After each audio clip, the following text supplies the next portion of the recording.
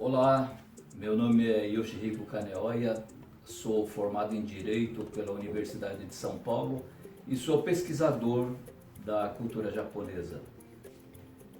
O Koban, a polícia comunitária japonesa, tem uma característica um pouco diferente daquilo que nós do Ocidente conhecemos como o papel da polícia, né? Porque lá, vocês devem saber, o índice de criminalidade é bem baixo. E por isso o Koban tem um papel mais de assistência, de orientação. O Koban costuma visitar famílias de pessoas carentes, pessoas idosas, pessoas com deficiência, algum tipo de deficiência, né? E ajuda também nos pequenos favores durante o trabalho deles. De vez em quando eles fazem reunião com os moradores da localidade para orientação com relação às vezes à droga, algum tipo de criminalidade ocorrendo na região, né? E para se explicar o Koban, o policial Koban, é preciso explicar um contexto maior.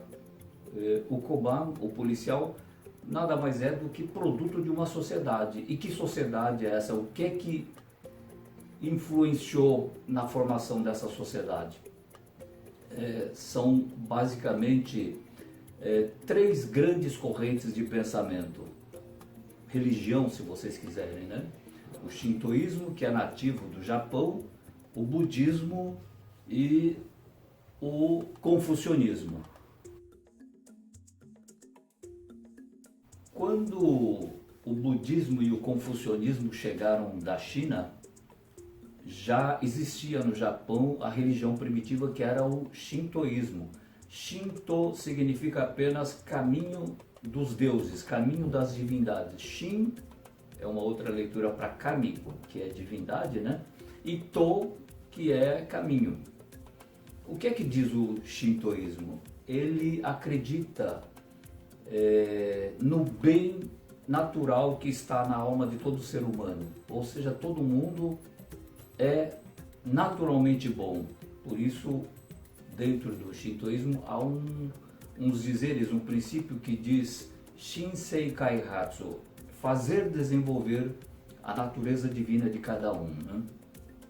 E o que é que diz o shintoísmo? Ele nada mais é do que a mitologia, a história do surgimento do Japão e do povo japonês. E como que se dá esse surgimento? Há alguns símbolos dentro do shintoísmo que são assim bastante significativos. Para começar, o shintoísmo difere das religiões, daquele conceito que o Ocidente tem de religião, porque ele não tem um Deus único, não é monoteísta, né? E a principal figura do shintoísmo é uma mulher, uma deusa chamada Amaterasu, que vive num reino chamado Takamanohara, traduzido como alto plano dos céus. E nesse lugar ela é plantadora de arroz e tecelã também. Ela tece kimonos para os moradores do vilarejo. E dentro do shintoísmo há alguns objetos que são de extremo significado. Um deles é o espelho. Por que o espelho? A mitologia diz que o irmão de Amaterasu, né, era um deus chamado Susanoo, um homem muito alto, forte, barbudo, peludo, né? E dizia que ele tinha quase 2 metros de altura e para ele foi dado o reino dos mares para ele governar, mas ele não gostava. Então de vez em quando ele ia lá no reino da irmã e lá ele fazia das suas maldades, estourava o dique de arroz da irmã, incomodava as tecelãs enquanto elas estavam trabalhando, tecendo, né? E numa ocasião ele apanha um cavalo, escanhoa o cavalo inteiro, quer dizer, tira todo o pelo, raspa todo o pelo do cavalo, apanha o cavalo e atira em cima da oficina da irmã. E aquilo causou um alvoroço muito grande, né? Muitas tecelãs se feriram, algumas gravemente, né? E com isso a irmã se retira para uma caverna e o vilarejo fica no escuro. E aí os aldeões, e aí como é que vamos tirar a deusa, né? E um aldeão mais velho falou, deixa comigo, eu vou tirar essa deusa. E armaram um artifício, puseram um espelho em frente na entrada da caverna e começaram a dançar e cantar muito alegremente. E a deusa que estava recolhida, ouvindo toda aquela cantoria, aquela alegria, aquela música, gente cantando, dançando, gargalhando, ela experimentou espiar por uma fresta da caverna e viu uma outra deusa, a sua própria imagem refletida, né? E ela, muito brava, muito zangada, sai da caverna e com isso outros deuses fecham a entrada da caverna com uma pedra. Isso tem aquilo que os antropólogos, sociólogos falam de mito fundacional de uma nação, né? Tem uma força, uma mensagem muito grande, porque os estudiosos do Shinto falam que o espelho não reflete nada daquilo que seja verdadeiro, nada do que não existe ele reflete, ou seja, o compromisso do espelho é com a verdade, é com a imagem real, não é?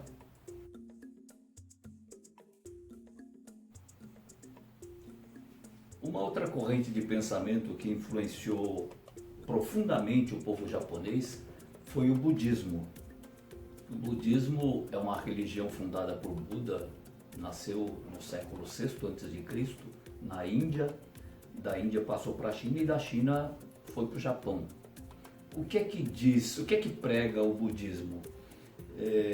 Para começar, ele difere bastante do nosso conceito, do conceito ocidental das religiões monoteístas, porque é uma religião ateia, ou seja, não se trata, não há Deus para o budismo, porque o budismo é uma religião fundada unicamente na razão e não na emoção, como as religiões do Ocidente. Então, uma das verdades do budismo diz: são inevitáveis a doença, a velhice e a morte. O budismo diz que nós começamos a morrer no instante em que nós somos concebidos. Por isso, uma valorização pelo tempo. A vida é muito curta. A vida é efêmera. Por isso, a valorização do tempo, dos momentos. Isso é bastante importante na cultura japonesa. Se diz que se você tem a carteira furtada, um objeto roubado, isso tudo você pode recuperar, você pode repor, mas não o tempo. Por quê?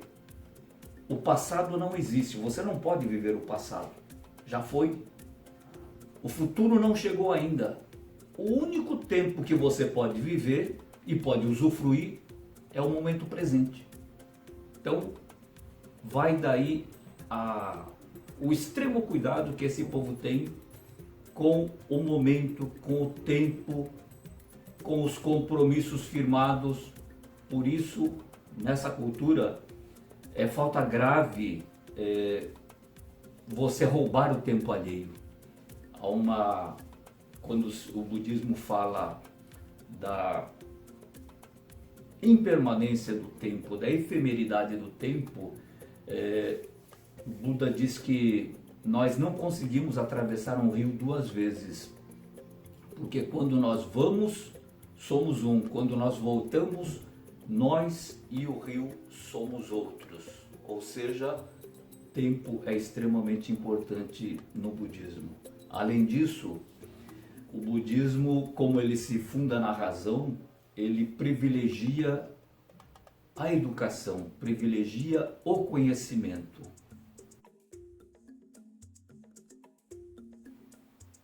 Uma outra corrente de pensamento também vinda da China foi o confucionismo.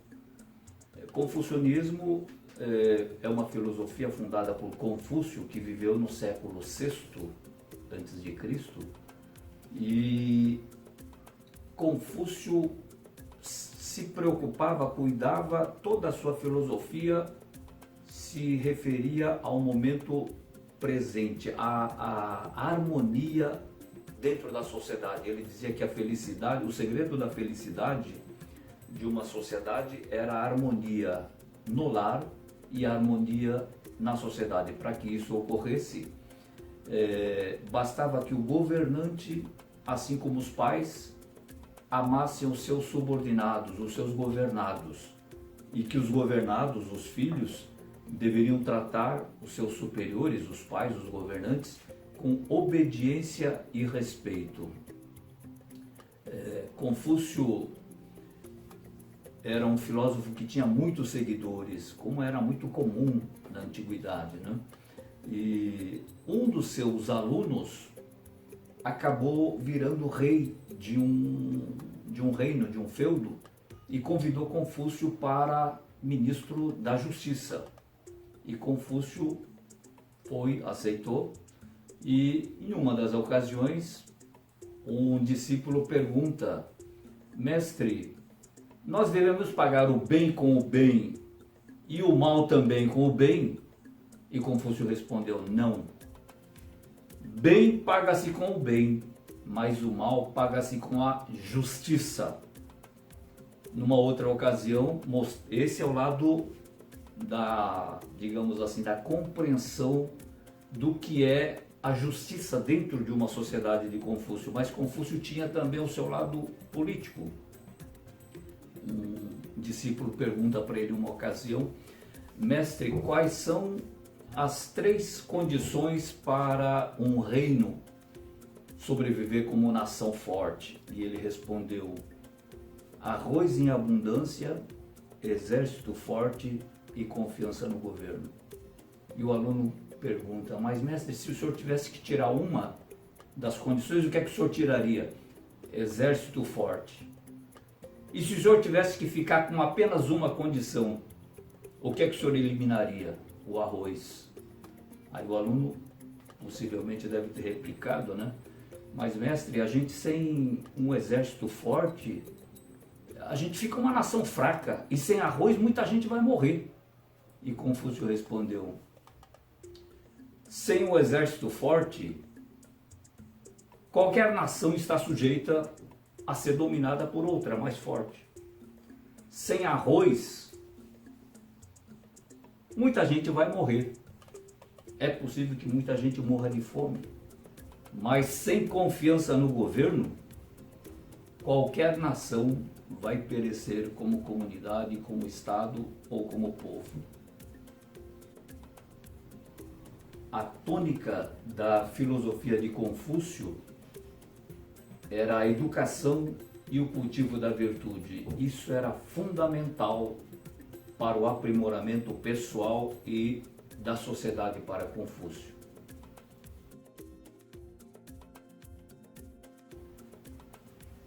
Bom, o que é que nós podemos concluir dessas 3 correntes de pensamento? Ou 3 religiões, se vocês quiserem. O shintoísmo, com a parábola do espelho, é um claro convite à verdade, à honestidade, a uma reflexão interior, né? Além do mais, o shintoísmo acredita no lado bom do ser humano, assim como Confúcio acreditava. O budismo, por ser uma religião baseada na razão, em consequência disso, um foco na educação, assim como Confúcio também pregava, incentiva a salvação pela razão. Ou seja, por ser uma salvação pela razão, ele é uma salvação individual. Ou seja, a pessoa não consegue salvar o seu filho, o seu pai, a sua mãe, qualquer outra pessoa, a não ser a si próprio, porque a razão, claro, é individual, a inteligência é individual. Por privilegiar a razão, por pregar a salvação baseada na razão, ele também incentiva, tem foco na educação.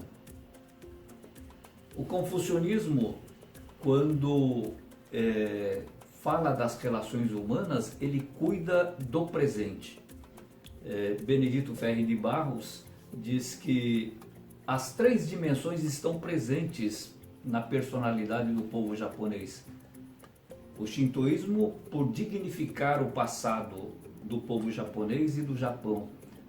O presente regulado pelas lições do confucionismo. E o futuro, a salvação nossa, ditada pelo budismo. Bom, vocês sabem que o Japão não é um país muito grande.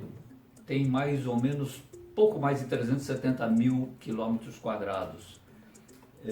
70 a 80% do seu relevo coberta por montanhas e por florestas. Sobra então muito pouco espaço para habitar, para trabalhar, para criar, plantar e etc.